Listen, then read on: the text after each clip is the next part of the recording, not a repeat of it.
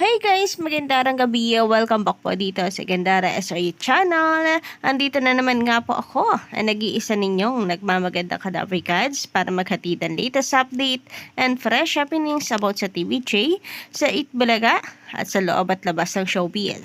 Kaya naman kung hindi ka pa nakaka-subscribe dito sa aking channel at nais mong maging updated tungkol sa showbiz happenings, i-click mo na yung subscribe button and notification bell para maging updated ka sa mga next videos natin.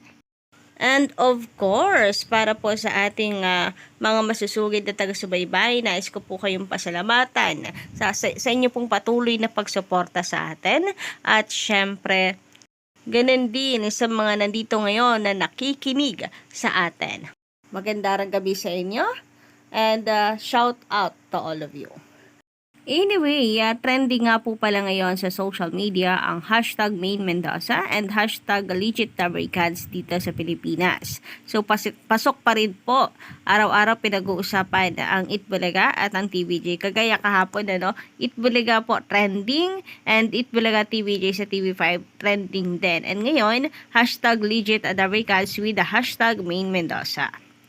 Nais ko lamang pong magpasalamat sa mga very active po talaga, sa mga fans na walang sawa na sumusuporta sa TVJ and parati po na nagpapatrending ng hashtag Legit Tabericans.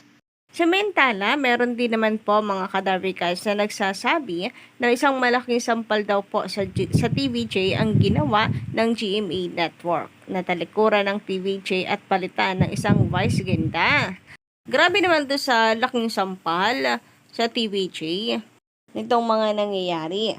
Anyway, meron naman pong nagtanggol sa TVJ guys na kung saan ayon nga po dito kay Sir Kenzo, hindi naman sampal sa TVJ kahit kailan, hindi naman talaga natalo ng Showtime ang Itbulaga sa rating mula noon hanggang ngayon at magpakailanman. And saang banda yung laking sampal sa TVJ nito? Wala naman po sa GMA Network ang TVJ. Kung meron man pong ginawa ang GMA Network na kasampal-sampal, ay yun yung sa Tape Inc. Malaking sampal kasi parehas pong nasa poder nila ang Showtime at ang Tape Inc. So, malaking sampal para po sa Tape na kinakalaban din sila ng GMA Network mismo. Parang sinampal po sa kanila na walang tiwala ang GMA Network sa kanila. Kaya mas pinili po ang Showtime or tinanggap po sa kanilang bakuran ang Showtime. Sabi nga po dito, hindi yan sampal sa TVJ kahit kailan hindi natalo ng Showtime ang Itbulaga sa rating mula noon hanggang ngayon at magpakailanman. Period po yan. At pakitandaan po, baka kasi makalimutan po ninyo. Samantala, pa-follow naman guys and pa-subscribe.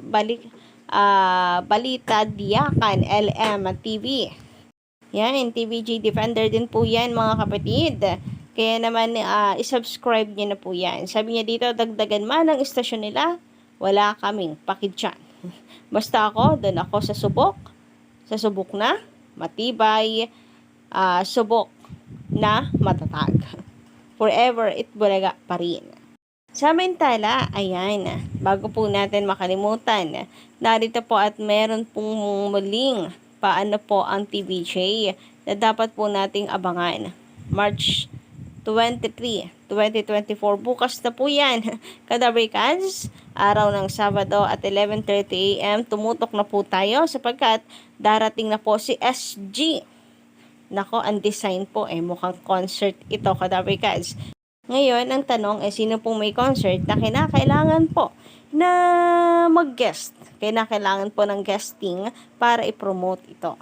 Anyway, nauna na nga rin po natin na ibalita na ito po sa kutob po ng marami ay walang iba kundi si Sarah Geronimo ang SG na tinutukoy na magiging guest po bukas sa Therapy. Pero mukhang hindi po nagkamali ang mga netizen and mga Kadavericans sa hula nila ng SG nito ay walang iba kundi si Sarah Geronimo sapagkat pati po si Vice Ganda ay tila mayroon pong pahint na si Sarah Geronimo po ay mag-guest at ayon nga sa kanya ay meron po itong concert. So, it makes sense, Kadabrikans, bakit po mag-guest bigla itong si Sarah Geronimo. Dahil may casting tuloy. Dahil meron po siyang concert na paparating. Kung totoo man nga, nako, for sure marami po ang mag-aabang po niyan and marami po ang masaya. Marami na po kasi nakakamiss talaga dito kay Sarah Geronimo. Nakakalungkot lang, sorry sa Showtime, dahil hindi na po makakapag-guest marahil. Dahil wala nasa GMA7 po sila ngayon at sa GTV. Nasa GTV ngayon and soon sa GMA7 main channel na mukhang mas lalong magiging mahigpit pagdating po sa guesting, pagdating po sa promotion.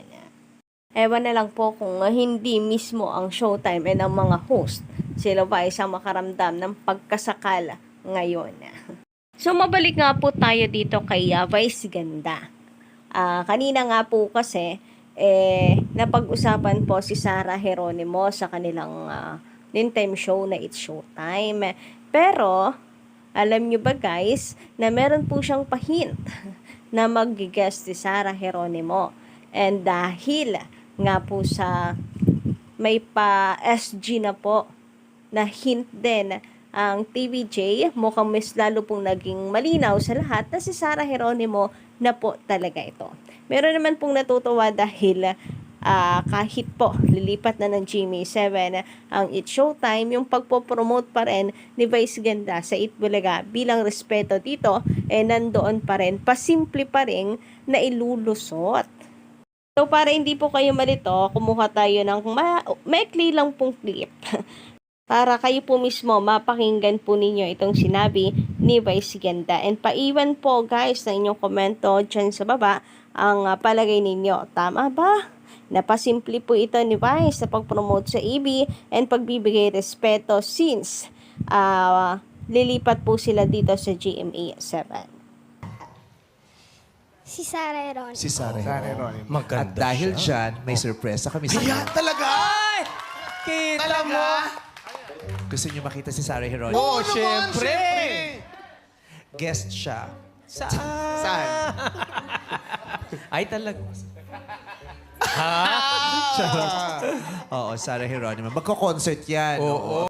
Pwede rin na para po mismo kay Sarah Geronimo yung kanyang suporta na yon, para bilang suporta niya na merong concert si Sarah, ito yung may ambag po niya. Samantala, dumako naman tayo ngayon sa pagbabasa ng komento mula sa ating mga subscribers and commentors. Shout out Sir Ken Sheen Flyer, maganda rin gabi. Well, hindi na broadcaster ang ABS-CBN. Content provider na lang. So, it makes sense if Showtime moves to GMA. Win-win situation. So, parehas na pong makikinabang naman at Showtime at ang GMA network dito. About po dyan, nasa kontrata rin naman po siguro yung kinatatakot po ng iba at ikinababahala. Yung mga limitations guys, kasi may mga nagsasabi na baka mamaya po niyan, mamalaya na lamang po natin, sinasakop na or sakop na ng ABS-CBN ang GMA. So, nandun naman siguro sa contract signing yung limitation guys na block timer only. Samantala, sabi naman ni Joe Malin, marami maganda rin gabi. Ang magbabago lang naman yung channel nila. Pero yung supporter nila, yun pa rin naman. Kaya walang problema ngayon. Walang problema. Ngayon pa ba sila matatakot, di ba? Ngayon pa nga ba naman, sa dami na nga po ng pinagdaanan din ng TVJ. Hindi rin ito yung first time na lumipat sila ng channel.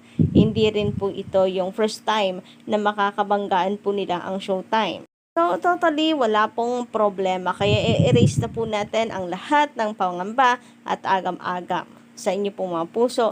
Lalo na, alam ko naman na concern lamang din po kayo sa mangyayari sa ratings.